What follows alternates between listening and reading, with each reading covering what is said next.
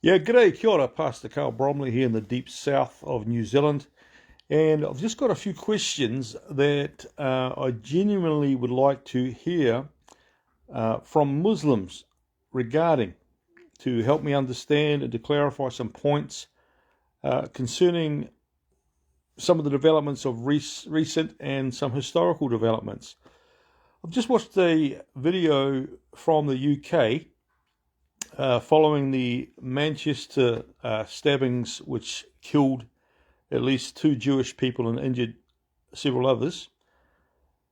And this terror attack, as people say, was done by radical Muslims, as opposed to what is postulated as peace-loving everyday Muslims. Okay, so that's the narrative. Now, apparently, according to UK News, the very day of, or the day after, I think it was the very day of, Prime Minister Keir Starmer visited the synagogue or the site where this horrific, vile murders took place. These murders took place. And when he got back to 10 Downing Street, there was a violent gathering of pro-Palestine protesters outside 10 Downing Street. Disruptive, violent police had to be there to crowd control quite a deafening noise, quite a disturbing event. So these are pro-Palestine protesters with their flags and everything. I'm guessing a lot of them would be pro-Muslim, pro-Islam. Perhaps many of them were Muslims there. I'm trying to understand the mentality and the heart of a group of people who by faith are associated with the same faith of those who committed, or the one who committed this terrible atrocity that day. I believe it's the same day as a radical Muslim murdering two innocent Jews and injuring others at a synagogue.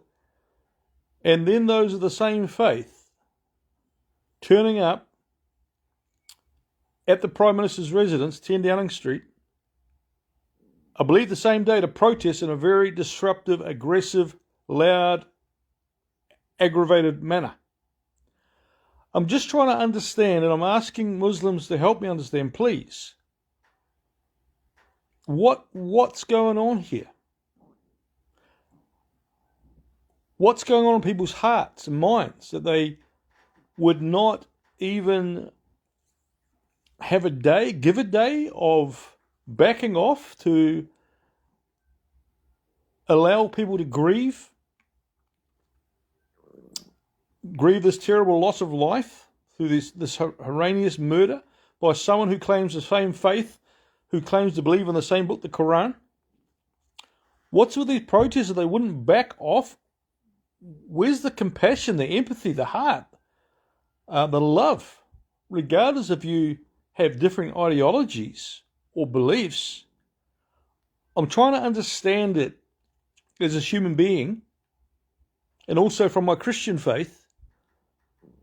Even if someone you perceive would be your enemy because of a different ideology, why you wouldn't back off and give some respect, show some respect and love, and even extend condolences and expressions of grief and sorrow that someone who claimed the same faith and believed in the same book would do such a heinous, violent thing. As a Christian, from my perspective, if someone claiming to be Christians went out and murdered Muslims or Jews or Buddhists or Hindus in the name of the Christian God of the Bible, I would be devastated and I would be sick to my stomach and grieved to my stomach, and would certainly want to be saying, hey, these people do not represent the Christian faith. They don't represent Jesus. I could say that actually about the civil warfare that went on in Ireland against Protestants and Catholics, murdering each other. I say, right, I put my hand up right now. That is not Christianity. And I'll be the first one to want to separate myself from that and say, this is not Christian behavior. They may call themselves Christians, they ain't Christians, going around and murdering each other, Catholics and Protestants. That's not Christianity.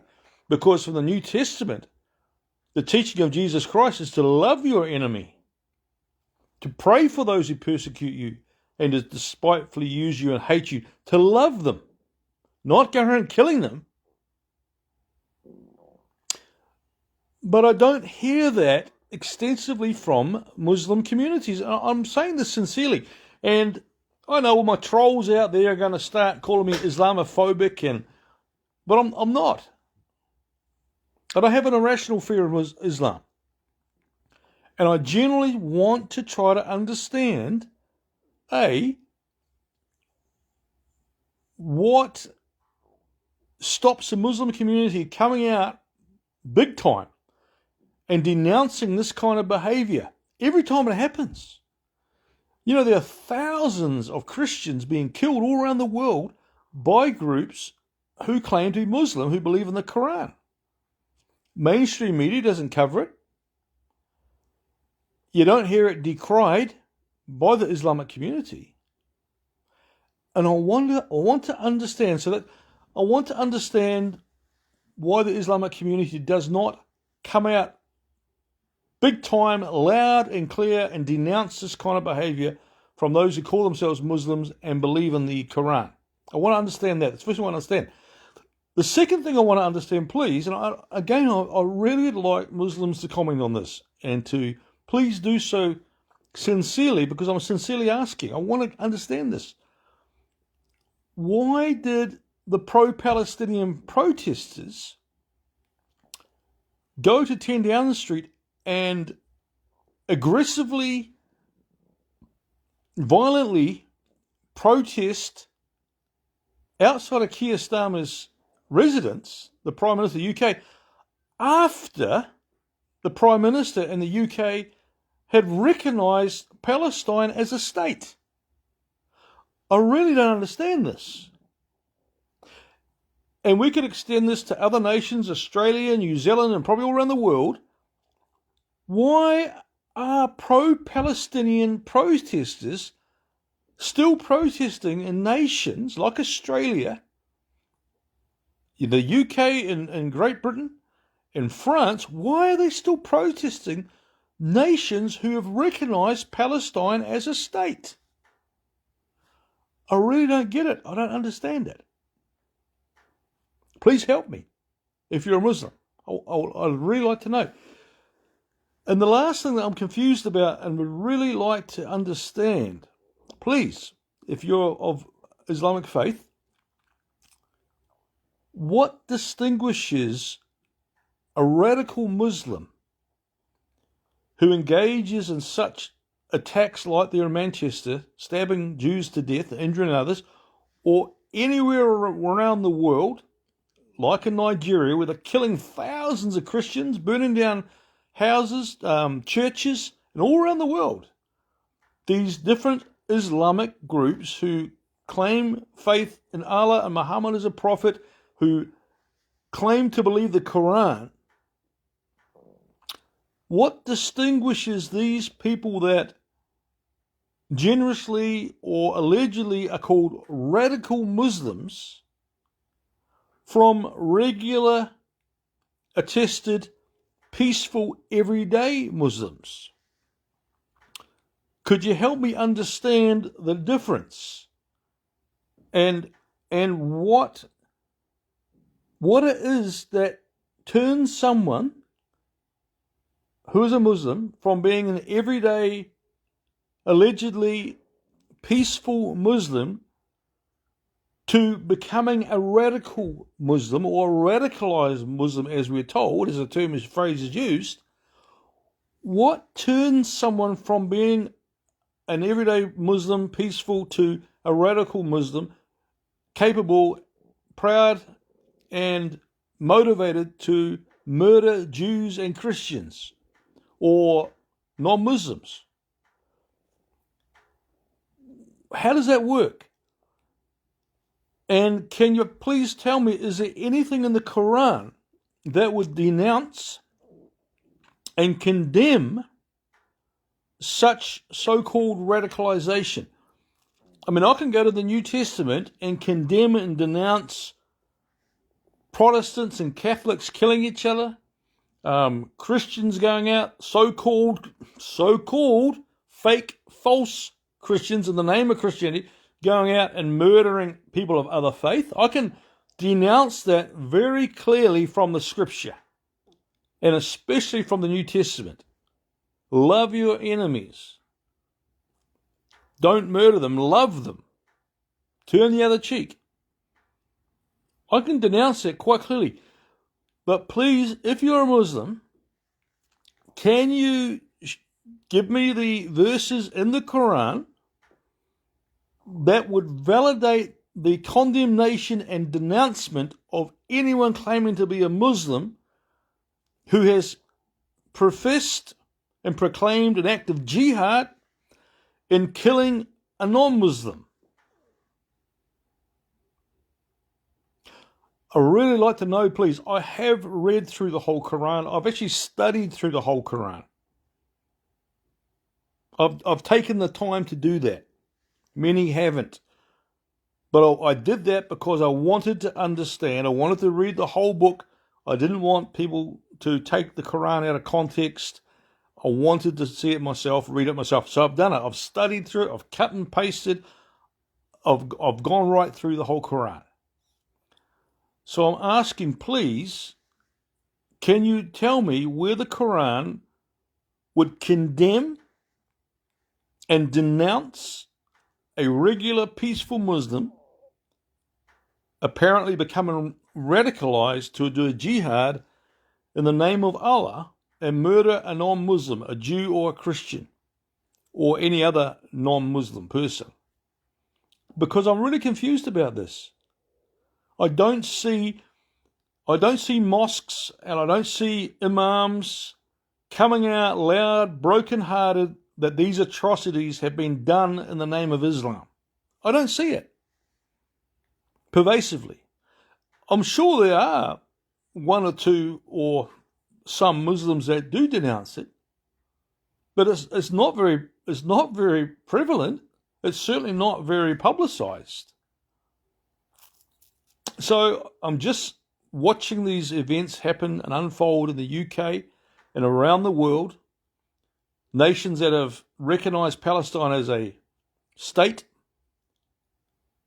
And in those nations, still aggressive, loud, sometimes very violent, pro-Palestinian protests continuing, even though Palestine's been recognized as a state in those places. And then witnessing and hearing of these acts of jihad where innocent people are murdered by those claiming to be Muslim with faith in the Quran, and multiplying that with thousands every year being murdered, particularly Christians, targeted around the world by groups who hold to the Muslim faith. And these murders, you can Google on the internet. There's a figure of like 30,000 Christians killed by Islamic groups in Nigeria, and I can't remember if it was over the last year or 10 years. I can't remember, but it's horrific. 1,000, and that's just Nigeria, not to mention other places. So if you can help me with this, look, as I said, people are going to call me Islamophobic. No, I don't have an irrational fear of Islam. I do have a concern and a fear of Islam if they're targeting Christians and killing Christians and Jews because they are Christians and Jews. That wouldn't be an irrational fear. A phobia is an irrational fear, but I would certainly have an anxiety or concern because it's happening as it is, and I'd have a concern to think that was justified or validated by the Quran. But I'm not Islamophobic. I don't have an irrational fear. And I am confused, and I really do want to understand these questions I've raised. Please, if you're a Muslim, can you help with this? Leave a comment. I'll be happy to talk to you about it. I'll be happy to meet with you and discuss these issues of why these things are happening and what is the difference between a normal peaceful Muslim and a radicalized Muslim, and what is there in the Quran that would condemn and denounce such a person becoming radicalized and doing these atrocities. We live in disturbing times and concerning times. The world is becoming so violent and so intolerant of other people of different faiths. It's one thing to have a different faith and a different opinion, a different belief system, whether it's a theistic system or an atheistic system. It's another thing when you attack people physically and violently because they have a different viewpoint and opinion. I denounce that and condemn that as a Christian. And I stand on the New Testament for that. What do you say? What do you think? Leave your thoughts, leave your comments. If you have the same wonderings as me, then please like and share this video. Follow me on Facebook. And if you can ask some of the questions I've raised, please leave your comments. Pray for this wicked world. Pray for this troubled, disturbed, insane world. And for those on the receiving end, the true victims, regardless of whatever faith it is, whether they are Muslims, Christians, Hindus, Buddhists, agnostic, atheists, whoever they are. Pray for the victims in this world who are on the receiving end of violent crime. Innocent and undeserving. God bless you. Much love. Bye for now. See ya.